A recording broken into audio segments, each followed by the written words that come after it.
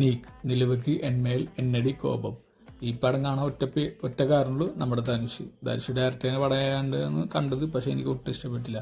മുമ്പുള്ള രായനെ എനിക്ക് അത്ര അങ്ങോട്ട് ഇഷ്ടപ്പെട്ടില്ല. പക്ഷെ ഇത് നല്ല ക്വാളിറ്റി ഉണ്ടാവുന്നൊക്കെ വരിക. പക്ഷെ ധനുഷ് ഒരു മോശം ഡയറക്ടർ ഒന്നുമില്ല. പവർ പാണ്ടി ഒരു രക്ഷയില്ലാത്തൊരു സിനിമയായിരുന്നു. പക്ഷെ ഈ സിനിമ ഭയങ്കര മോശമായിരുന്നു. ഇതിൽ ധനുഷിന്റെ ഏതൊരു കസിൻ എന്താണ് നായകൻ, അവൻ നല്ല വെറുപ്പിലായിരുന്നു.